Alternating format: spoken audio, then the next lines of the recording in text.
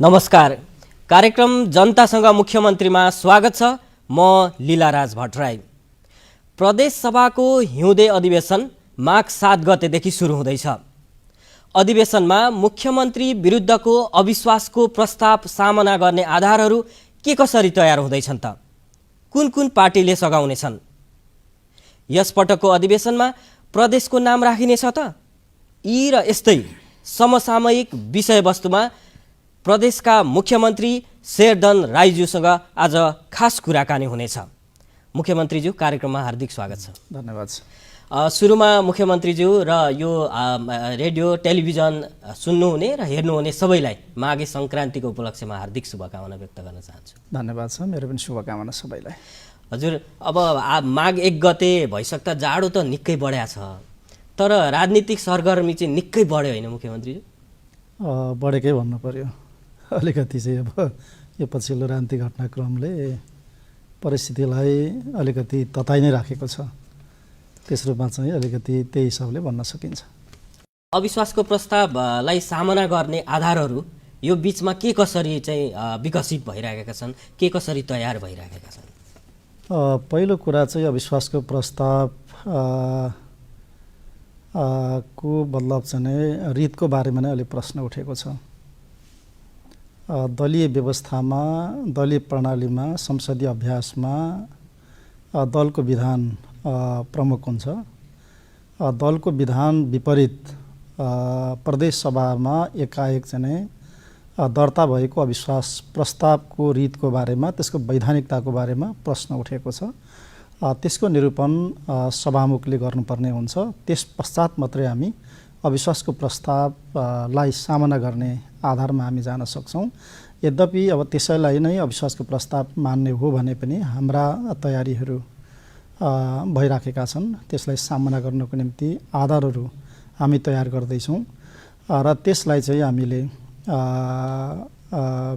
विधिसम्म ढङ्गबाट हाम्रो मतलब संविधान, कानुन, प्रदेश सभा सञ्चालन नियमावली यसका आधारमा चाहिँ हामी त्यसलाई चाहिँ फेस गर्छौँ। हजुर, अब अर्को पक्ष जसले अविश्वासको प्रस्ताव दर्ता गराउनु भयो, उहाँहरूले चाहिँ आफूहरू वैधानिक भनेर दाबी गरिराख्नु भएको छ नि? गलत हो यो।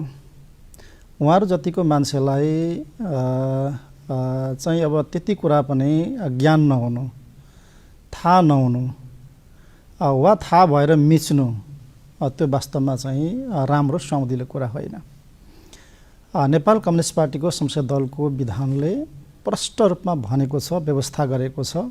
त्यो भनेको चाहिँ दलका कुनै पनि सदस्यले दलको अनुमति बिना, दलको नेताको जानकारी बिना कुनै पनि प्रस्तावहरू संसदमा दर्ता हुन सक्दैनन्। उहाँहरूले गर्नुभयो के त भन्दा, दलको नेतालाई पनि थाहा छैन, दललाई कुनै सूचना पनि छैन, जानकारी पनि छैन। उहाँहरू संसद सचिवालयमा सबभन्दा पहिला पुग्नु भएको छ। त्यस पश्चात उहाँहरू चाहिँ दलमा आउनुभएको छ। ठ्याक्कै उल्टो, अगाडि दलमा आउनु पर्थ्यो, दलमा सूचना दिनु पर्थ्यो, दलको नेतालाई थाहा दिनु पर्थ्यो, अनि त्यस पश्चात संसद सचिवालयमा उहाँहरू पुग्नु पर्थ्यो। उहाँले ठ्याक्कै उल्टो गर्नुभयो। त्यति मात्रै होइन, उहाँहरू कतिसम्म चुक्नु भएको छ भन्दा, दलमा दलको उपनेतालाई दिनुपर्ने सूचना र दलको उपनेताले प्रमुख सचेतक मार्फत बोलाउनु पर्ने बैठक, अनि त्यो बैठकको अध्यक्षता उपनेताले गरेर विषयलाई टुङ्ग्याउनु पर्ने दलको व्यवस्था हो। तर दलका उपनेता सबभन्दा पहिला अविश्वासको प्रस्तावमा हस्ताक्षर गर्छन्। उहाँको हस्ताक्षर सहितको मतलब सूचना प्रदेश सभामा दर्ता हुन्छ, अनि त्यसपछि स्वयंले उपनेताको हैसियतमा अर्को सूचना, अर्को निवेदन बुझ्छन्, अनि चुकिसकेका दलको चाहिँ उपनेता जसको अध्यक्षतामा न बैठक बस्न सक्छ, न पाउँछ, न मिल्छ, अनि उहाँले आफै बैठक बोलाउनुहुन्छ। यस प्रकार चाहिँ उहाँहरू एक पछि अर्को चुक्दै जानुभयो। हामीले ठ्याक्कै दलको विधान विपरीत प्रस्ताव दर्ता गरेको जानकारी हामीले प्राप्त गर्न बित्तिकै दलको विधान बमोजिम सबै धारा दफाहरू उल्लेख गरेर हामीले चाहिँ त्यो प्रस्ताव फिर्ता गर्नको निम्ति, स्पष्टीकरण 24 घण्टाभित्र बुझाउनको निम्ति हामीले पत्रचार गऱ्यौँ। उहाँले त्यो समयमा प्रस्ताव फिर्ता पनि गर्नु भएन, स्पष्टीकरण पनि बुझाउनु भएन। तत्पश्चात हामीले चाहिँ आवश्यक कारबाही अर्थात् निलम्बनको कारबाही हामीले गर्यौँ। यसरी निलम्बित भइसकेका अझ अविश्वासको प्रस्तावमा हस्ताक्षर गरिसकेका उपनेताको अध्यक्षतामा बैठक पनि बस्न सक्दैन, पाउँदैन र उहाँको मतलब अध्यक्षतामा बसेको निर्णय कुनै पनि निर्णयले आधिकारिकता प्राप्त गर्दैन। सत्य यो हो, तथ्य यो हो, हाम्रो विधानले त्यो भन्छ। तर उहाँहरूले केही दिन अघि मात्र यहाँसहित मुख्यमन्त्रीसहित 8 जना प्रदेश सभा सदस्यलाई चाहिँ प्रदेश सभाको कुनै गतिविधिमा सहभागी हुन नपाउने गरी भन्दै निलम्बन गरेको भनेर समाचारहरू आएको थियो होइन। अब प्रदेश सभा कसरी अगाडि बढ्छ त? समाचार त उहाँहरूले दैनिक छपाइराख्नु भएको छ। एउटा तथ्य पनि बाहिर आइसकेको छ। त्यो तथ्य के हो भने दलको उपनेताको नामबाट एउटा मतलब सूचना म्यासेजमा 19 गते बैठक बस्ने भनेर एउटा जारी हुन्छ। दलको उपनेताले सिधै आफैले बैठक बोलाउने बन्दोबस्त विधानमा छैन। दलको नेताले वा उपनेताले बैठक बोलाउनु पर्यो भने प्रमुख सचेतक मार्फत बैठक बोलाउनु पर्ने हुन्छ। त्यति कुरा पनि ख्याल नगरिकन सिधै दलको उपनेताले 19 गतेको निम्ति बैठक बोलाएको एउटा म्यासेज सबै सदस्यहरूको चाहिँ मोबाइलमा त्यो प्रभाव आएको छ। तर त्यो बैठक 19 गतेको बैठक 15 गते बैठक सर्यो भन्ने कुराको सूचना चाहिँ अनि बस्यो भन्ने कुराको सूचना चाहिँ 17 गतेको पत्रिकामा उहाँहरू छपाउनुहुन्छ। त्यसभन्दा अगाडि सरेको त्यो मतलब बैठकको सूचना कसैलाई थाहा छैन। उहाँले 7 जना 10 जना अथवा 15 जना कतिलाई पठाउनु भयो, तर बाँकी प्रदेश सभाका मान्य सदस्यलाई त्यो सूचना कसैलाई पनि थाहा छैन। अनि त्यो बैठक कहाँ बस्यो पनि कसैलाई थाहा छैन। प्रदेश सभा सचिवालयमा बैठक बोलाउनु भयो, त्यहाँ बैठक बसेन, मिडियाले खोजी गरे, कसैको अनुहार त्यहाँ देख्न पाएनन्। फेरि अर्को ठाउँको मतलब चाहिँ कुरा आयो, त्यहाँ पनि बैठक बस्दैन। बैठक कहाँ बस्यो अत्तो पत्तो छैन।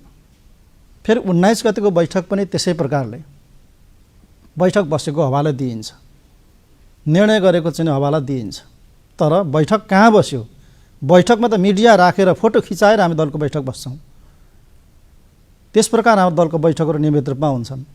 तर कुन कोठामा कहाँ कतिजना बसेर उहाँहरूले मतलब चाहिँ के निर्णय गर्नुभयो केही थाहा छैन। तर उहाँहरूका निर्णयहरू दैनिक हामीले हेरिरहेका छौँ। ती सबै निर्णयहरू वैधानिक छैनन्, आधिकारिक छैनन्। किनभने विधानको मतलब चाहिँ दलको विधान उहाँले उल्लङ्घन गर्नुभयो। उहाँहरू सबभन्दा पहिला कारबाहीमा पर्नुभयो, निलम्बनमा पर्नुभयो। कारबाही भइसकेका मतलब चाहिँ परिसकेकाहरूको अध्यक्षतामा वा उपस्थितिमा बसेको बैठक, त्यसका निर्णयहरू नेकपाको संसदीय दलको चाहिँ निर्णय हुनै सक्दैनन्। यदि दलको विधान बमोजिम आउने हो भने उहाँहरू आउनु परेन सशरीर। त्यतिकै मतलब खालि कागजमा चाहिँ हस्ताक्षर गराएर अनि विधि विधानको ख्याल नगरिकन हामी बहुमतमा छौँ भन्ने तरिकाबाट हुन्छ। संविधान मान्नु पर्दैन, विधान मान्नु पर्दैन। अविश्वासको प्रस्ताव कसरी अगाडि बढ्छ त? प्रदेश सभामा यसले प्रवेश पाउँछ कि के हुन्छ त? अब यस कुराको फैसला, यसको निरूपण चाहिँ सभामुखले गर्नुपर्ने हुन्छ। त्यो रीतपूर्वक आएको छ कि छैन, विधिसम्मत ढङ्गले आएको छ कि छैन। हामी संसदीय अभ्यासमा छौँ, हामी दलीय मतलब चाहिँ प्रणालीमा छौँ। दलीय प्रणालीमा कोही पनि स्वतन्त्र सदस्य हुन सक्दैन। दलको विधान सबभन्दा पहिला आकर्षित हुन्छ। त्यो दलको विधान बमोजिम मतलब चाहिँ कुनै पनि सदस्य चल्नुपर्ने हुन्छ। त्यहाँ स्वेच्छाचारिता, त्यहाँ आफू खुसी केही पनि हुन सक्दैन यो मतलब प्रणालीमा, यो सिस्टममा। त्यसो हुँदाखेरि नजिर कस्तो बसाउने, अभ्यास कस्तो मतलब बसाउने। यो मान्छेहरूलाई लाग्यो 2-4 जनालाई, 5-10 जना लाग्यो अथवा 25 जना लाग्यो, लाग्न बित्तिकै दलको विधि विधान मिचेर त्यसको अनुमति बिना चल्न मिल्छ अनि त्यसरी चलिएको कुराहरूलाई वैधानिकता मतलब दिन मिल्छ? त्यसो हुँदाखेरि चाहिँ गम्भीर मतलब चाहिँ प्रश्न उठेको छ। यो प्रश्नको निरूपण भइसके पश्चात हामी अविश्वासको प्रस्तावमा हामी चाहिँ जान्छौँ र यो कुराको चाहिँ सामना चाहिँ हामी गर्छौँ। हजुर, अब सभामुखले यसलाई प्रवेश गराउनु भयो भने अविश्वासको प्रस्ताव सामना गर्न चाहिँ दलहरूसँग के कसरी तयारी अगाडि बढाउनु भएको छ? तयारी भइराखेको छ। पहिलो कुरा चाहिँ यो प्रस्ताव, त्यसलाई प्रस्ताव मान्ने हो भने पनि वा भोलि मलाई अर्को प्रस्ताव चाहिँ सुल्टो बाटोबाट, विधिसम्म ढङ्गबाट, वैधानिक बाटोबाट आउने हो भने पनि यो अविश्वासको प्रस्ताव चाहिँ प्राकृतिक प्रस्ताव हुँदैन, यो स्वाभाविक प्रस्ताव हुँदैन। यो बिल्कुलै अस्वाभाविक, बिल्कुलै अप्राकृतिक। मैले यसभन्दा अगाडि पनि भनेको छु, माथिबाट निर्देशित सुनियोजित ढङ्गबाट अस्थिरता पैदा गर्नको निम्ति माथि पनि त्यही खोजियो कि मुलुकलाई अस्थिरतामा धकेलेर पहिलाको मतलब फोहोरी राजनीतिक खेलतर्फ मुलुकलाई धकेल्न खोजियो। 64% मतलब चाहिँ मान्य सदस्यहरूको समर्थन प्राप्त गरेको त्यति ठुलो बलियो मतलब चाहिँ 2/3 नजिकको बलियो सरकारलाई ढालेर 6 महिने 9 महिने 18 महिने सरकार बनाउने एउटा फोहोरी मतलब चाहिँ खेलतर्फ, अस्थिर खालको खेलतर्फ उहाँले मुलुकलाई धकेल्न खोज्नुभयो। मुलुकलाई हो त्यसतर्फ लान प्रधानमन्त्रीज्यूले दिनु भएन। जनताको म्यान्डेट त्यो थिएन, जनताको त्यो म्यान्डेट त्यो थिएन। त्यसैले जनताको नासोलाई जनताको बिचमा लिएर जाने उहाँले निर्णय गर्नुभयो र उहाँले लोकतान्त्रिक एउटा चाहिँ उपयुक्त विकल्पको रूपमा ताजा जनादेशमा जाने उहाँले चाहिँ निर्णय गर्नुभयो र संसद विघटन भयो र ताजा जनादेश नभएको भए अस्थिरता त्यसैले माथि उहाँहरू असफल हुनुभयो। तर प्रदेशमा पनि फेरि उहाँहरूले त्यो प्रयासलाई जारी राख्नुभएको छ। प्रदेशलाई कमजोर बनाउने, अस्थिरता सिर्जना गर्ने र यहाँ पनि स्थिर बलियो सरकार हुँदाहुँदै छँदै सरकारले राम्रो काम गर्दा गर्दै अचानक रातारात यस्तो हतारोका साथमा यस्ता कुराहरू ल्याउनु, यस प्रकारका प्रयास वा यस प्रकारका कदम चाल्नु भनेको चाहिँ यो प्रदेश तहलाई पनि, प्रदेश तहको संरचनालाई पनि भत्काउने, टुटाउने, अस्थिरता र अराजकतातर्फ लिएर जाने र फेरि प्रदेश तहको सरकार पनि त्यस्तै प्रकारले पटक मतलब त्यसैमा चाहिँ सबैको ध्यान तानेर सरकार बदल्ने र बनाउने खेलतर्फ लिएर जाने हिसाबले उहाँहरूले कदम चाल्नुभयो। यो कदमका विरुद्धमा सबै राजनीतिक दलहरू उभिनुहुन्छ। हामी सबै राजनीतिक दलहरू एक ठाउँमा उभिएर मान्य सदस्यहरू विवेकपूर्ण ढङ्गबाट एक ठाउँमा उभिएर यो अनुचित प्रयास स्वरूप आएको यो कदमलाई, अविश्वासको प्रस्तावलाई असफल तुल्याउनुपर्छ। त्यस रूपमा सबै दलहरू उभिनुहुन्छ भन्ने मेरो आफ्नो चाहिँ पूर्ण विश्वास छ। मुख्यमन्त्रीज्यूले भन्नुभयो संसद विघटन नभएको भए अस्थिरता आउँथ्यो भनेर। कसरी अस्थिरता, जस्तो यदि नभएको थियो भने अस्थिरता कसरी आउँथ्यो? 2/3 नजिकको सरकार ढलिसकेपछि कस्तो सरकार बन्थ्यो होला एकपटक हामीले परिकल्पना गरौँ त। सरकार कसरी बनाउँथ्यो? पहिलो कुरा त सरकार बन्न सक्ने आधार प्रष्ट रूपमा थिएन। त्यति ठुलो मतलब चाहिँ विश्वासको समर्थनको केपी शर्मा ओलीको सरकार चाहिँ ढालिसकेपछि अर्को गतिलो सरकार कसको नेतृत्व बन्न सक्थ्यो? त्यो सरकार कति समय टिक्थ्यो? त्यसैले सोझो सिधा बलियो सरकार, यति ठुलो म्यान्डेट प्राप्त सरकारलाई ढालेर 6 महिनामा पुष्पकमल दाहाल 6 महिना प्रधानमन्त्री बन्नुहुन्थ्यो होला। त त्यसपछि उहाँलाई ढाल्नको निम्ति फेरि अर्को खेल सुरु हुन्थ्यो। त्यसपछि बन्ने प्रधानमन्त्री 9 महिना टिक्नुहुन्थ्यो होला। के मुलुकले चाहेको, जनताले चाहेको यस्तो अस्थिरता, यस्तो सरकार हो? होइन। 74 सालमा जनताले दिएको म्यान्डेट भनेको देशमा स्थिर बलियो सरकार बनोस्, जसले स्थायी शान्ति, राजनीतिक स्थायित्व, सुशासन, विकास र समृद्धितर्फको यात्रालाई फराकिलो बनाओस्, सबैलाई मतलब त्यसमा गोलबन्द गरोस्। हो, त्यस्तो सरकार जनताले बनाएका हुन् र त्यो सरकारको नेतृत्व केपी शर्मा ओलीले गरिरहनु भएको थियो। तर उहाँलाई बारम्बार घेराबन्दी गरेर कुनै पनि कामहरू गर्न नदिएर उहाँलाई मतलब सत्ता च्युत गर्नको निम्ति पटकका प्रयासहरू कन्टिन्यू जारी रहे। त्यसपश्चात उहाँले बन्द कोठामा जनादेशलाई बुझाउने काम उहाँले गर्नु भएन। त्यो गर्नु हुँदैन थियो। यदि उहाँले त्यो गर्नुभएको भए त्यो गलत हुन्थ्यो। मुलुक अस्थिरतामा जान्थ्यो, मुलुक अन्योलमा जान्थ्यो, मुलुक मतलब चाहिँ अराजकतामा जान्थ्यो, फोहोरी मतलब राजनीतिक खेल सुरु हुन्थ्यो। उहाँले त्यो गर्नु भएन। सही एकदमै गर्नुभयो। उहाँले किन ताजा जनादेशका निम्ति जनताको बिचमा उहाँले जानुभयो, राम्रो गर्नुभयो। कि अब जनताले फैसला दिन्छन्, जनताले निर्णय गर्छन्, हो त्यो फैसला र निर्णयलाई सबैले मान्नुपर्छ, किनभने जनता सार्वभौम अधिकार सम्पन्न सबै कुराको फैसला गर्ने न्यायाधीश भनेको चाहिँ नेपाली जनता मात्रै हुन्। त्यसैले कोठाभित्र त्यो जनादेशलाई जुन प्रकारले चाहिँ आफ्नो मुठीमा राखेर आफ्नो स्वार्थ व्यक्तिगत मतलब पद र प्रतिष्ठाको आसक्तिसँग जोडेर जुन प्रकारले चाहिँ त्यो जनादेशको दुरुपयोग गर्न खोजियो, त्यसकारण बाध्य भएर प्रधानमन्त्रीज्यूले एउटा लोकतान्त्रिक जनतामा जाने कदम हो यो। उहाँले अँध्यारो कोठामा गएर बुझाउनु भएको छैन, अथवा कहीँ गएर उहाँले जनताको अधिकारलाई उहाँले समर्पित गर्नुभएको छैन।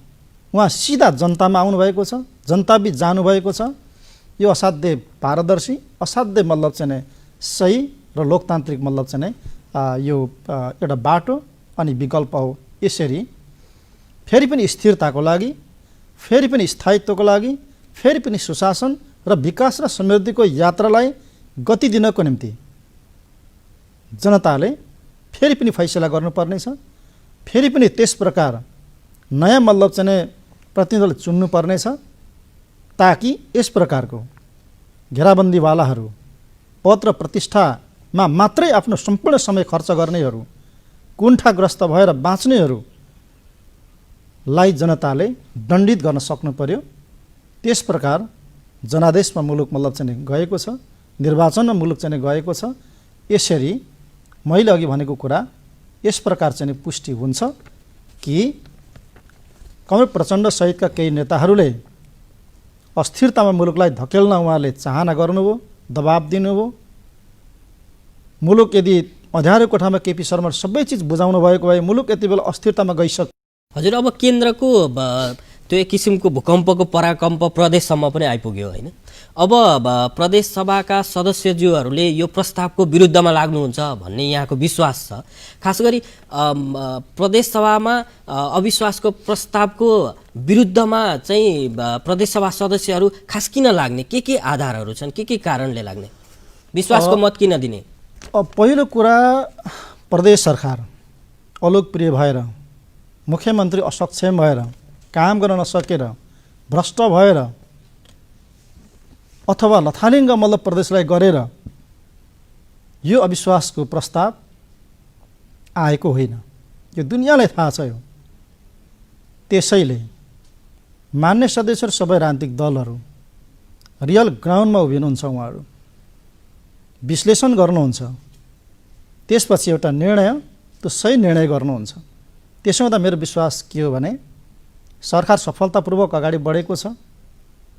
हामीले बडा चाहिँ पारदर्शी रूपमा सबै दलहरूसँग सहकार्य गरेर एउटा चाहिँ समझदारी गरेर हरेक विषयहरू हामीले निर्णय गर्दै आइराखेका छौँ। त्यसैले यस सरकारप्रति सबै दलहरू सकारात्मक हुनुहुन्छ र यो जुन प्रकारले अस्थिरता र अराजकता सिर्जना गर्नको निम्ति, संघीयतालाई नै कमजोर बनाउनको निम्ति, यहाँसम्म कि मतलब संसद प्रदेश सभाको यो मतलब चाहिँ पार्लियामेन्टलाई समेत डिजर्भ गर्ने र गराउने अनि संघीयता विरोधी र प्रतिगामीहरूलाई सहयोग पुर्याउने नियतका साथमा यो कदम आएको छ। त्यसो हुँदा नेपाली कांग्रेस, जनता समाजवादी पार्टी, राष्ट्रिय प्रजातन्त्र पार्टी, राष्ट्रिय मतलब लिम्बुवान मोर्चा, यसरी मतलब प्रदेश सभामा प्रतिनिधित्व सबै राजनीतिक दलहरू यस्ता प्रयासको चाहिँ विपक्षमा उभिनुहुन्छ। तर नेपाली कांग्रेसले त अब संसद विघटनको विरुद्धमा देशव्यापी आन्दोलन गरिरहेको छ। अब प्रदेश नम्बर 1 मा चाहिँ यहाँलाई सघाउँछ भनेर कसरी विश्वास गर्न सकिन्छ? अब केन्द्रीय राजनीतिक घटनाक्रमको बारेमा अथवा प्रधानमन्त्रीले चाल्नुभएको कदमको बारेमा उहाँहरूको आफ्नो अब्जेक्सन छ, त्यसलाई हामीले अन्यथा मान्दैनौँ। तर नेपाली कांग्रेसले फेरि के पनि भनिसकेको छ भने अहिले हामीले असंवैधानिक भने तापनि सर्वोच्च अदालतले संसदको पुनर्स्थापना नहुने गरिकन निर्वाचनमा जाने कुराको सिफारिसलाई सदर गर्यो भने निर्वाचनमा नेपाली कांग्रेस जान्छ, जानुपर्छ। अहिले सङ्घर्ष र आन्दोलनको नाममा नेपाली कांग्रेसले बडा व्यवस्थित रूपमा निर्वाचनको राम्रो तयारी गरिराखेको छ। किनभने केन्द्रमा, प्रदेशहरूमा, निर्वाचन क्षेत्रहरूमा, पालिकाहरूमा वडा तहसम्म जाने जुन मतलब चाहिँ योजना नेपाली कङ्ग्रेसले बनाएको छ, अदालतको फैसला आउँछ, त्यसको भोलिपल्टबाट नेपाली कङ्ग्रेस घर घरमा जाने निर्णयका साथमा अगाडि जान्छ। त्यो भनेको नेपाली कङ्ग्रेस चुनावमा अगाडि बढिसक्यो। पोलिटिकल एउटा अब्जेक्सन आफ्नो ठाउँमा छ त्यो, तर अब जहाँसम्म प्रदेशको सन्दर्भ छ, प्रदेशमा त्यही कुरा लागू हुँदैन। यो प्रदेश अलग्गै संरचना हो। संविधानले परिकल्पना गरेको एउटा बेग्लै मतलब चाहिँ लेयर हो। यो लेयरलाई, यो संरचनालाई असफल बनाउने, यसलाई मतलब चाहिँ कमजोर तुल्याउने अथवा अस्थिरता सिर्जना गर्ने जुन उद्देश्यबाट आएको छ, मतलब यो चाहिँ अहिलेको अविश्वास प्रस्ताव हो, यो कुरा नेपाली कङ्ग्रेसले अस्वीकार गर्छ। तर केन्द्रले गरेको सर्कुलर व्हिप त कङ्ग्रेसले मान्ला नि त, प्रदेशमा पनि नेपाली कङ्ग्रेसले मान्छ, त्यो मान्छ। नेपाली कङ्ग्रेसले सोलो डोलो मतलब चाहिँ जम्मै देशैभरि 7 प्रदेशमा एकै प्रकारले निर्देशन परिपत्र जारी गर्छ, मलाई त्यस्तो लाग्दैन। किनभने हामी अलग अलग परिवेश, अलग अलग अवस्थितिमा हामीहरू छौँ र त्यसमा पनि प्रदेश तहको मतलब यो संरचनाहरूलाई माथि मुछेर जोडेर हेर्न मिल्दैन। किनभने उहाँहरूसँग कुराकानी भइरहँदा उहाँहरूको प्रतिक्रिया चाहिँ कस्तो पाउनु भएको छ त? नेपाली कङ्ग्रेससँग हामीले औपचारिक अनौपचारिक छलफलहरू हामीले गरिरहेका छौँ। उहाँहरू बडो प्रष्ट हुनुहुन्छ लोकतान्त्रिक एउटा मूल्य र मान्यताप्रति। उहाँहरू असाध्यै सजग हुनुहुन्छ, सचेत हुनुहुन्छ। त्यसमाथि आँच आउने कुराको जहिले पनि मतलब विपक्षमा रहने कुरा उहाँहरूको चाहिँ प्रष्ट छ। त्यसपछि अराजकता र अस्थिरता निम्त्याउने अथवा प्रदेश तहको मतलब चाहिँ संरचनालाई कमजोर तुल्याउने, त्यसलाई भत्काउने यस टाइपका नियत, त्यस टाइपका चाहिँ प्रयास र कदमहरूलाई नेपाली कङ्ग्रेसले साथ र समर्थन गर्दैन। यदि उहाँहरूले मुख्यमन्त्रीकै माग गर्नुभयो भने नि प्रदेश नम्बर 1 मा छलफल हुन्छ। किनभने जब हामी अब नेपाली कङ्ग्रेससँग सहकार्य गरेर जाने एउटा परिस्थिति निर्माण भइसकेपछि छलफल त अनेक मतलब प्रस्तावहरूमा हुन सक्ने भयो। त्यसो हुँदाखेरि छलफलै हुन नसक्ने भन्ने कुरा छैन। त्यस्तो प्रस्ताव आयो भने हामी छलफल गर्छौँ। यदि मुख्यमन्त्री नै दिनुपर्ने अवस्था आयो भने दिन सक्ने अवस्था रहन्छ त? मलाई लाग्छ नेपाली कङ्ग्रेसले त्यो प्रस्ताव राख्दैन। किनभने अहिलेको सरकार बदल्ने कुरा, त्यसको मूल नेतृत्वलाई बदल्ने कुराको एउटा म्यासेज के हुन्छ, के जान्छ, किन मतलब चाहिँ अहिलेको प्रयासलाई असफल तुल्याउनु पर्छ किन भन्ने बारेमा नेपाली कङ्ग्रेसले बहुत गम्भीरताका साथमा चाहिँ विश्लेषण गर्छ। त्यसो हुँदा मेरो विचारमा त्यो प्रस्ताव नेपाली कङ्ग्रेसको तर्फबाट आउँदैन। त्यो नआउने आकर्षक मन्त्रालयहरू त माग गर्ला काङ्ग्रेसले, अनि आकर्षक मन्त्रालयहरू दिनुपर्ने अवस्था हुँदा के सम्म चाहिँ गर्न सकिएला? त्यो त हामी खुल्ला छलफल हामी गर्न सक्छौँ। सबै ढोकाहरू खुल्ला छन्। त्यसो हुँदाखेरि हामी छलफल गर्छौँ र उपयुक्त ढङ्गबाट हामी एउटा सहमति समझदारी चाहिँ कायम गरेर हामी अगाडि बढ्छौँ। साबिकको नेकपासँगै अब अहिले त 2 पक्ष छ, उहाँहरूसँगै सहकार्य हुन सक्ने अवस्था चाहिँ हुन्छ कि हुँदैन? अब यो चाहिँ गाह्रो देख्छु म। कि त गलत बाटो, गलत प्रयासमा लागेका साथीहरू, मान्नेहरूको यो सद्बुद्धि पलाउनु पर्यो, तर सद्बुद्धि पलाउँदैन। किन? उहाँहरूको नियतै खराब छ। केही साथीहरू सरकारमा बसेर गलतै गलत काम गरेर, धन्दा गरेर, अनुचित मतलब चाहिँ कामहरू स्थापित गरेर, सञ्जालहरू बनाएर बाहिर निस्केका छन्। तिनले आफ्नो चाहिँ गलत मतलब चाहिँ हरकत, प्रयास, नियतलाई ढाकछोप गर्नुपर्ने छ।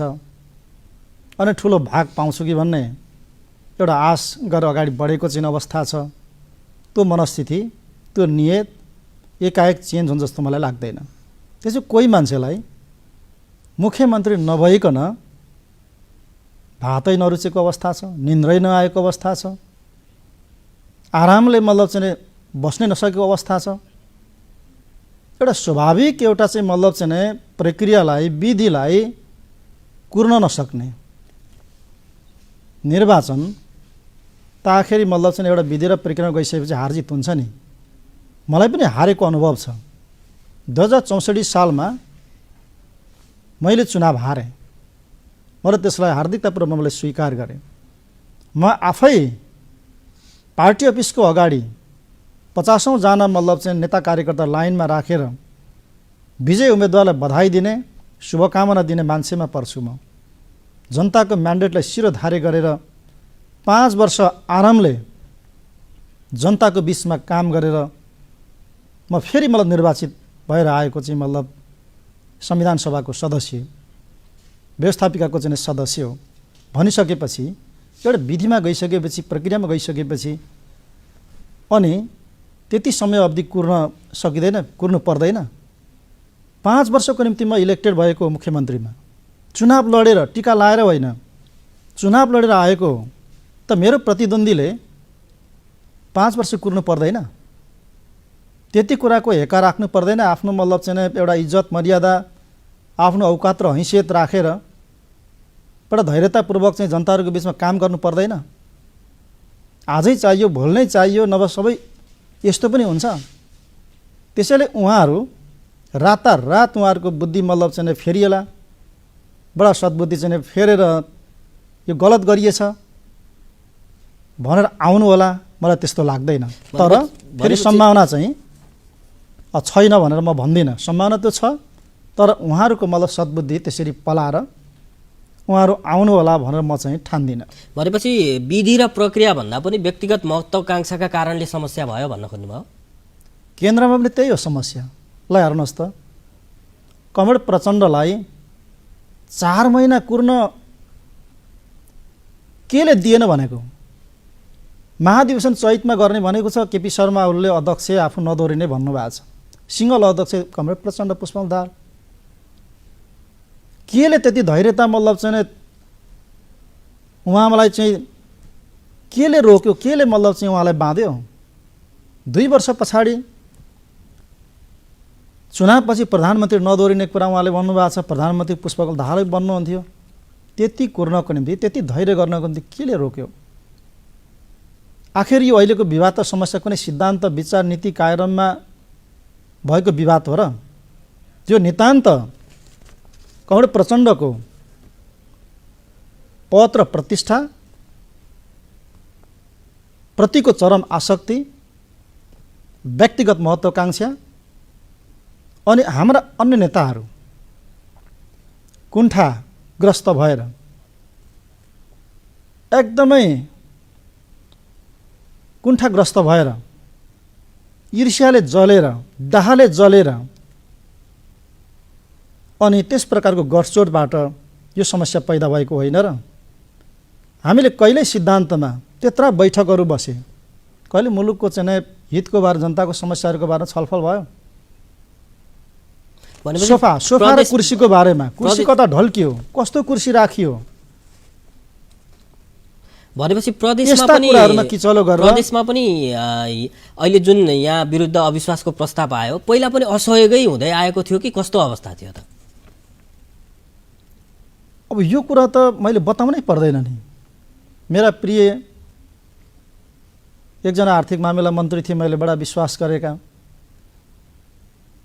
उनले सहयोग गरे कि असहयोग गरे भन्ने कुरा त मेरै विरुद्धमा हस्ताक्षर कलेक्सन गरेर अहिलेको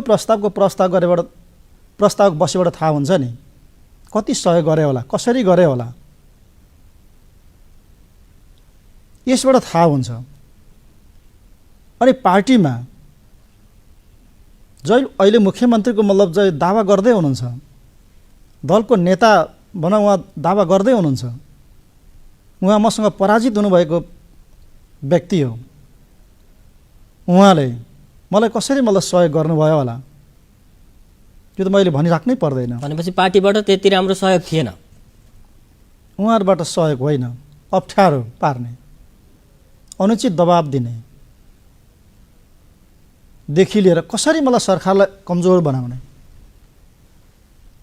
कसरी सरकारलाई काम गर्न नदिने, कसरी सरकारको राम्रो पर्फर्मेन्समा कसरी मतलब चाहिँ बाधा हाल्ने, त्यो ब्युरोक्रेसी प्रयोग गरेर हुन्छ कि अथवा मतलब अरू खालका चाहिँ हाम्रा संयन्त्रहरूलाई प्रयोग गरेर हुन्छ कि वा विभिन्न कारणले असहयोग गर्ने, असफल बनाउने, प्रभावकारी र लोकप्रिय ढङ्गबाट काम गर्न नदिने यस्ता खालका प्रयासहरू म मुख्यमन्त्री बनेको 1 वर्ष पछाडिबाट सुरु भएको थियो।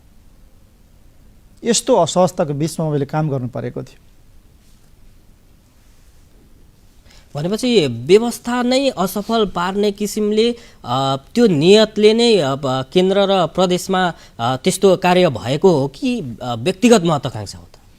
म त्यसो त भन्दिनँ, तर उहाँहरूको व्यक्तिगत त्यो महत्त्वाकांक्षाले, पदप्रतिको आसक्तिले, उहाँहरूको त्यो लोभले, उहाँहरूको त्यो ईर्ष्याले, उहाँहरूको त्यो डाहाले, उहाँहरूको त्यो खालको मनस्थितिले यो व्यवस्था र यो प्रणाली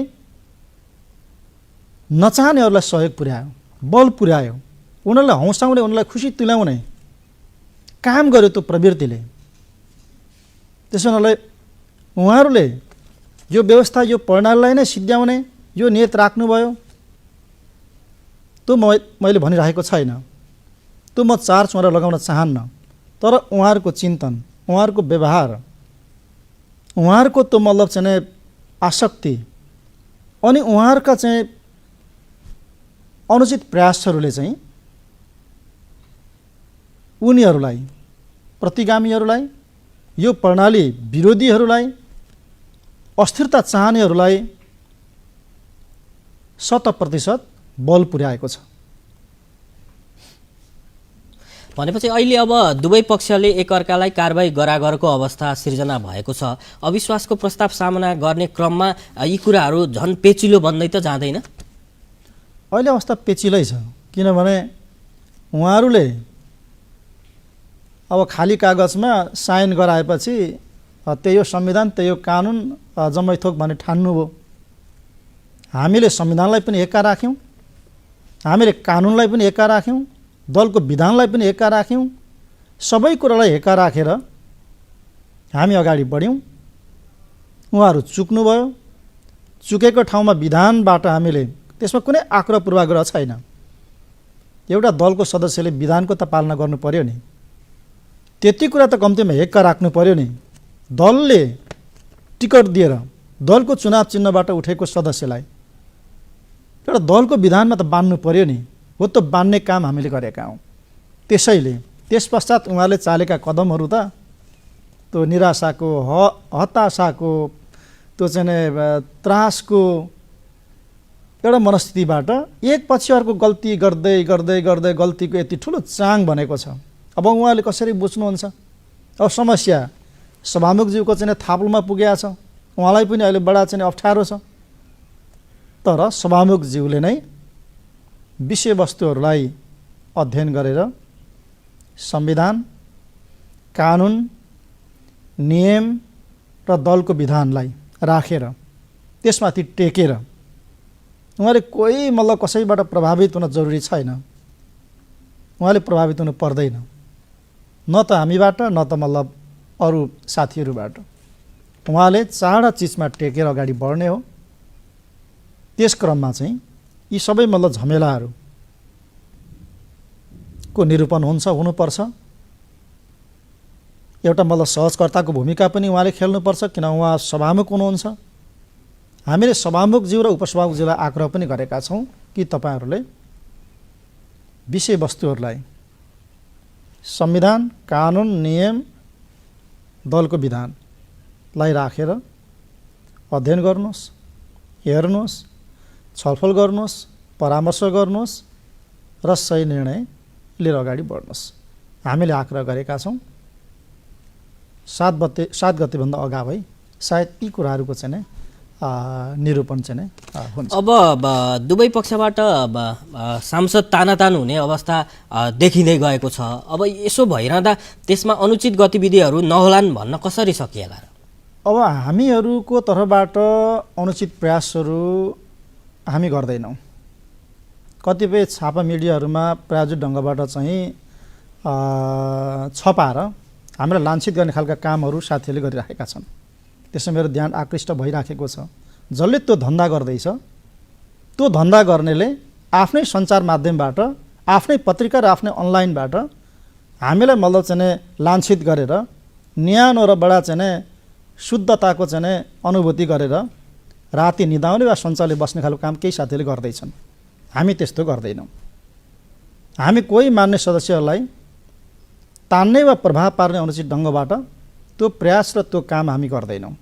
तर मान्ने सदस्यहरूले घटनालाई, परिस्थितिलाई, यी सबै विषयवस्तुहरूलाई विश्लेषण गर्दै जाने क्रममा, बुझ्दै जाने क्रममा, आफ्नो धारणाहरू परिवर्तन गर्दै जाने क्रममा मलाई लाग्छ कि मान्ने सदस्यहरू धेरैजना सही ठाउँमा उभिनुहुन्छ, उभिन आइपुग्नुहुन्छ। यसका निम्ति कुनै मतलब अनुचित दबाब, अनुचित प्रयास, जसले अनुचित प्रयास गर्यो, जसले मतलब त्यस्तो मतलब चाहिँ तानातान चाहिँ गरेर अन्य खालका चाहिँ प्रयासहरूबाट मान्ने सदस्यहरूलाई आफ्नो पक्षमा उभ्याउन खोज्यो, त्यो नाङ्गिन्छ, उनीहरू नाङ्गिन्छन्। किन मान्ने सदस्यहरू सबै विवेक भएका, जनताको बिचबाट चुनिएर आएका मान्ने सदस्यहरू हुनुहुन्छ। त्यसो हुँदाखेरि चाहिँ त्यस्ता खालका प्रयासहरू काहीँ कतैबाट हुन हुँदैन, हामी गर्दैनौँ। तर कसैले गरे भने त्यो कुरालाई मान्ने सदस्यहरूले राम्ररी बुझ्नुहुन्छ र त्यो प्रयास, अनुचित खालका चाहिँ प्रयासहरूलाई उदाङ्गो पनि पार्नुहुन्छ भन्ने मलाई चाहिँ लाग्छ। हजुर, 37 जनाले अविश्वासको प्रस्तावमा हस्ताक्षर गर्नुभएको थियो, तीमध्ये कतिले चाहिँ समर्थन गर्नुहुन्छ होला यहाँलाई? पहिलो कुरा चाहिँ व्हाइट पेपरमा 37 जनाको हस्ताक्षर गरेर जुन मतलब चाहिँ अविश्वासको प्रस्ताव दर्ता गरेको भन्ने कुरा छ, त्यो काहीँ पनि मतलब चाहिँ पुष्टि छैन कि मान्ने सदस्यहरूले साँच्चै हस्ताक्षर गर्नुभयो कि हो कि होइन। त्यो प्रयोजनमा त्यो त कुनै काहीँ दलको बैठक बसेको छैन, दलको बैठकमा कसैले साइन गर्नुभएको छैन। त्यसैले सायद केही मान्ने सदस्यले वक्तव्य दिएर आफ्नो हस्ताक्षर फिर्ता गरेको अथवा आफ्नो पोजिसन चाहिँ स्पष्ट गरेको अवस्था यो बिचमा हामीले सुन्यौँ कि अर्कै प्रयोजनको निम्ति सिग्नेचर गराइयो, तर थाहा भयो कि आफ्नै सरकार ढाल्नको निम्ति पो गरिएको रहेछ। त्यसो हुँदा हामी त्यस्तो अनैतिक आफ्नै पार्टीको सरकार ढाल्ने प्रस्तावमा गरिएको साइन फिर्ता गर्न चाहन्छौँ। हामी त्यो खालको मतलब चाहिँ गलत अनैतिक मतलब उसमा हामी कार्यमा सामेल हुँदैनौँ। मान्ने सदस्यहरूले वक्तव्य दिइराख्नु भएको छ, सायद यो क्रम अब निरन्तर चाहिँ जारी होला। त्यसो हुँदाखेरि त एउटा मतलब चाहिँ विधिसम्मत ढङ्गबाट मान्छे पनि त उभ्याउनु पर्यो नि। दलको बैठक बोलाउनु पर्थ्यो, दलको बैठकमा छलफल हुनु पर्थ्यो, त्यहाँ मतलब चाहिँ साइन गराउनु पर्थ्यो। त्यसो भएको छैन। त्यसो हुनाले कहाँ कसरी कसलाई साइन गराइयो क्रमशः मलाई थाहा हुँदै गएको छ। त्यसो हुँदाखेरि चाहिँ त्यही 37मा उहाँहरू सायद रमिएर बस्नु पनि भएको होला, त्यो राम्रो पनि छ। तर मतलब चाहिँ फेरि पनि हामी जुन एउटा निर्णायक एउटा चाहिँ हामी बिन्दुमा पुग्छौँ, त्यो बिन्दुमा पुगेपछि वास्तविक हिसाब त सबैलाई थाहा हुन्छ। अब माघ 7 गतेदेखि संसदको अधिवेशन सुरु हुँदैछ। यो अधिवेशनबाट प्रदेश नम्बर 1 ले नाम पाउँछ भनेर विश्वास गर्न सकिन्छ? नामको विषयलाई हामी प्रवेश गराउँछौँ। यद्यपि यो खालको मतलब किचौलोमा, यो खालको मतलब चाहिँ झमेलामा नामाङ्कनको विषय ठिक ढङ्गले टुङ्गिन सक्छ कि सक्दैन त्यो अहिले म भन्न सक्दैन। तर हामी नामाङ्कनको विषयलाई प्रवेश गराउँछौँ र सकेसम्म सबै दलहरूको बिचमा सहमति कायम गराएर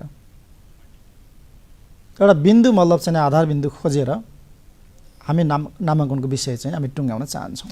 तर अब पार्टीभित्रै किचलो भइरहेको बेलामा नामको विषय टुङ्ग्याउन त्यति सहज त नहोला। मैले त्यही कुरा मैले चाहिँ अघि भने कि सहज अवस्था छैन। 2/3 मतलब चाहिँ हामीलाई चाहिन्छ नामको विषय टुङ्ग्याउनको निम्ति। संविधानले नै त्यो व्यवस्था गरिदिएको छ।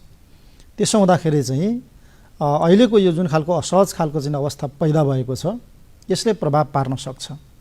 तर सभामुखको तर्फबाट र मुख्यमन्त्रीको तर्फबाट हामीले सहजकर्ताको भूमिका खेल्ने हो।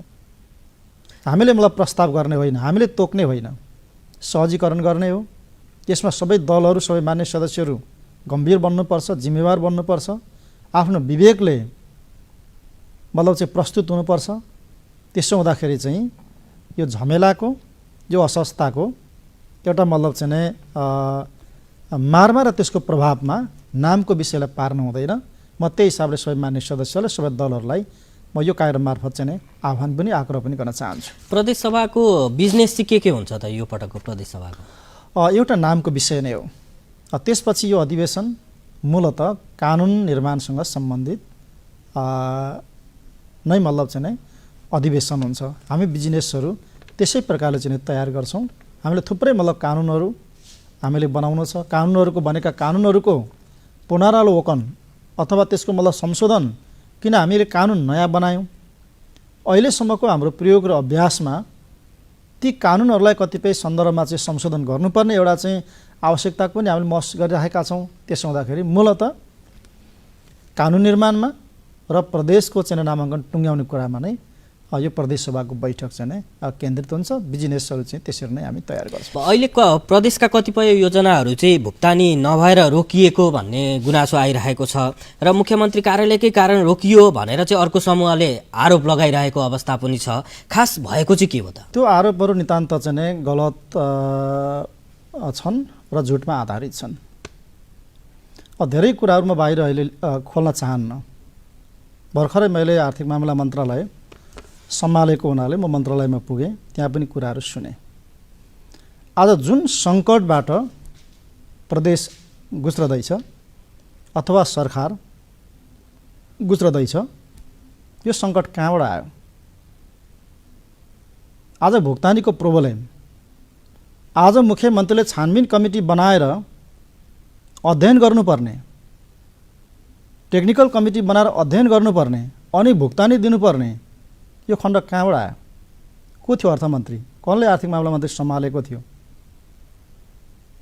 त्यसो हुनाले यसको जवाब मैले धेरै दिइरहनु पर्दैन। तर यथार्थ कुरा के हो भने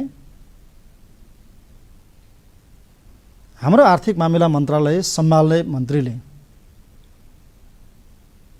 बजेट तर्जुमा गर्दै गर्दा सही मतलब अनुमान गर्न सकेनन्। विज्ञहरूको हवाला दिनुभयो, उहाँले एक्सपर्टहरू पनि नियुक्त गर्नुभएको थियो, उहाँहरूको पनि हवाला दिनुभयो, विभिन्न मतलब चाहिँ आधारहरू बताउनु हो, क्याबिनेटमा उहाँले आफ्ना अनुमानहरू प्रस्तुत गर्नुभयो। हामी त अर्थशास्त्रका विद्यार्थी त थिएनौँ, म थिएन। त सबै कुराहरू उहाँले राख्नुभयो। मैले विश्वास गरेँ आर्थिक मामिला मन्त्रीलाई। त त्यो बजेटको अनुमान स्वरै आना गलत साबित भयो। त्यसका कारणले कतिपय भुक्तानी गर्ने कुराहरू त्यसरी मतलब चाहिँ अलिकति विलम्ब हुन पुग्यो। अघिल्लो पटक भुक्तानी गर्नुपर्ने हामीले यो आर्थिक वर्षमा गर्नुपर्ने परिस्थिति निर्माण भयो। कतिपय मतलब भुक्तानी गर्नुपर्ने अख्तियारी पनि छैन, बजेट छैन, कार्यक्रम छैन, कहीँ कतै केही छैन। तर खास ठाउँको आडमा 30 करोड मतलब बजेटको दुरुपयोग गरेको, मनपरी मतलब चाहिँ खर्च गरेको, त्यस्ता कुराहरूको छानबिन मैले गर्नु पर्यो। अहिले मतलब कारबाही गर्नुपर्ने मतलब चाहिँ खण्डहरू आयो। त्यसकारण कारबाही गर्नुभन्दा अगाडि चाहिँ यी कुराहरूको जानकारी थियो कि थिएन मुख्यमन्त्रीज्यूलाई? धेरै कुराहरूको जानकारी थिएन। मैले अस्ति भने 1 वर्षसम्म वास्तवमा सरकारको मुटुको रूपमा रहेको अर्थ मन्त्रालयले स्वस्थ रूपमा काम गरिरहेको थियो। तर 1 वर्ष पछाडिबाट दोस्रो मतलब चाहिँ आर्थिक वर्षमा प्रवेश गरे सँगसँगैबाट केही मतलब चाहिँ समस्याहरू त्यहाँ देखा पर्न थाले। त्यसपछि ती समस्याहरूको उपचारको निम्ति मैले पटक पटक मन्त्रीलाई बोलाएँ, स्पष्टीकरण लिएँ, वार्निङ गरेँ। त्यो हिसाबबाट मतलब चाहिँ त्यसको उपचार, त्यो भनेको झारफुक, त्यो भनेको मतलब चाहिँ एक प्रकारको चाहिँ तत्बेलामा नै मतलब चाहिँ ठिक ढङ्गले चाहिँ उपचार हुन सकोस्। मैले एक पटक होइन, दुई पटक होइन, पटक मैले त्यो प्रयास जारी राखेँ। तर अन्तिममा समस्या यस्तो कोर्णिक भइसकेको रहेछ, त्यो धेरै पछि मात्रै थाहा भयो। हो, त्यो कोर्णिक भइसकेपछि त्यो मतलब चाहिँ मुख्यमन्त्रीलाई थाहा होला, त्यसपछि मेजर अपरेसनमा पर्छु भन्ने थाहा पाइसकेपछि अनि हाम्रा मित्रले त्यो तहको आफ्नो पोजिसन चाहिँ बनाएर मुख्यमन्त्रीलाई नै मतलब चाहिँ सकाउने सिद्ध्याउने हिसाबमा गएको मतलब चाहिँ अवस्था, त्यो पुष्टि चाहिँ अहिले भइराखेको चाहिँ अवस्था छ। त्यसो हुँदाखेरि मेजर अपरेसन गर्नुपर्ने खण्डमा आइसकेको थिएछ। मैले कतिपय बेलामा कतिपय कुराहरू मैले थाहा पाएर सूचना मैले प्राप्त गरेर, किन मेरो घोषित कुरा थियो, त्यो अहिले पनि छ। त मन्त्रीहरूले मैले पटक पटक, मैले अघि भने एकचोटि, दुईचोटि, तीनचोटि, चारचोटि एक मन्त्रीहरूलाई मैले बोलाएर तपाईँका घर यस्ता खालका चाहिँ सूचनाहरू आइराखेका छन्। एउटा सानो कुरा पनि मैले यदि पुष्टि थाहा पाएँ भने 1 घन्टाभित्र, यो मैले बैठकमा भनेको छु, कोठाभित्र राखेर भनेको छु, मैले सार्वजनिक कार्यक्रममा भनेको छु, यही कार्यक्रम मार्फत पनि भनेको छु। त्यो सूचना प्राप्त हुन बित्तिकै मैले मान्छेलाई कारवाही पनि गरेको छु। अहिले मतलब चाहिँ आइरहेछ नि, हाँगा काटियो, के जाति काटियो, यस बेलामा चाहिँ कता फल्नालाई तानियो, कता लगियो। मैले त्यस्ता खालका सञ्जालभित्र जो मान्छेले अनुचित काम गर्दै थिए, अनुचित काम हुँदै थियो, विथ प्रुफ मैले चाहिँ पाइसकेपछि मैले 1 सेकेन्डमा मान्छे तान्ने, कारवाही गर्ने कामहरू मैले गर्दै आएको छु। एउटा मात्रै होइन, मैले अरू मतलब चाहिँ सन्दर्भमा मान्छेलाई मैले कारवाही गरेको छु। त्यसो हुँदाखेरि चाहिँ अहिले समस्या सबै पहिचान भइसक्यो, रोग थाहा भइसक्यो। अब रोगको निदानमा, त्यसको उपचारमा आइन्दा उपरान्त अर्थ मन्त्रालय मार्फत त्यहाँभित्र बसेर त्यस्ता खालका मतलब चाहिँ गलत नियतहरू, त्यस्ता खालका मतलब सञ्जाल निर्माण गरेर आर्थिक मतलब चाहिँ अनुचित लाभ लिने खालका, कमिसन मतलब बटुल्ने खालका, वित्तीय अनुशासन उल्लङ्घन गरेर चौपट बनाउने खालका यस्ता कार्यहरू हुन नसक्ने गरिकन मैले आवश्यक निर्देशन गर्ने पनि काम गरेको छु। र अहिले सबै भुक्तानीका प्रबन्धहरू हामीले लगभग अघिल्लो पटकका भुक्तानीहरू सबै गर्ने प्रक्रिया सुरु भएर धेरैले भुक्तानी पाइसकेको अवस्था पनि छ। कामहरू दमादम भइराखेका छन्। अब भुक्तानी लगातार भएर विकास निर्माणका जुन योजनाहरू अगाडि बढाइएको छ, प्रदेश सरकारका गौरवका योजनाहरू छन्, तिनीहरू स्मुथली अगाडि बढ्छन् त? अगाडि बढ्छन्।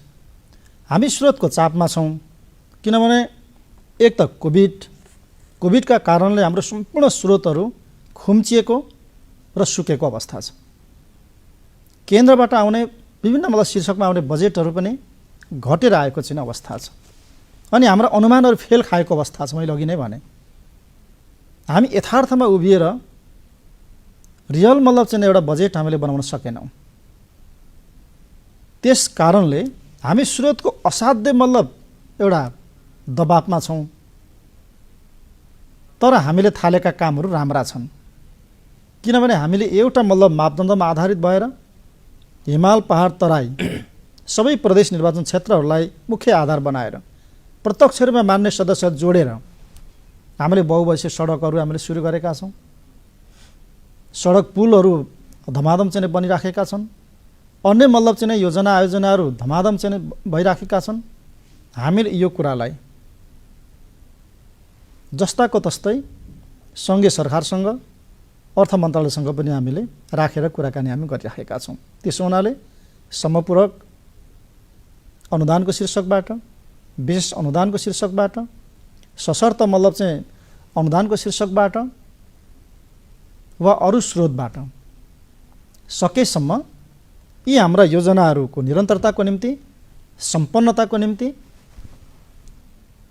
हामीले चाहिँ एउटा ठोस प्रस्ताव पनि हामीले राखेका छौँ। त्यसो हुँदा हामीले थालेका कामहरू बजेटका कारणले नरोकिनको निम्ति, त्यो स्थिति नआओस् भन्नको निम्ति हामीले यी खालका मतलब स्रोतहरूको पनि मतलब हामीले चाहिँ नै खोजी गर्ने र हामीले चाहिँ नै माग गर्ने कामहरू पनि हामीले गरिरहेका छौँ। त्यसैले नयाँ आयोजनाहरू अगाडि बढ्दैनन्, किनभने स्रोतको सुनिश्चितता बिना अब हामी नयाँ आयोजनाहरूलाई हामी अगाडि बढाउन सक्दैनौँ।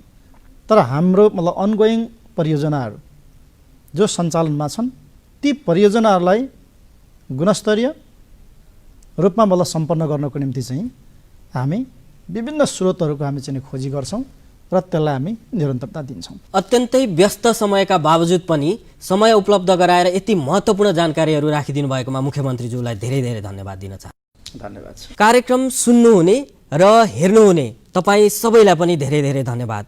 कार्यक्रम उत्पादन समूहका साथीहरू सुमन पुरी, भूमिराज पराजुली र सबै प्राविधिक साथीहरूलाई पनि धेरै धेरै धन्यवाद दिँदै आजको कार्यक्रम जनतासँग मुख्यमन्त्रीबाट कार्यक्रम सञ्चालक म लीलाराज भट्टराई बिदा माग्छु। नमस्कार।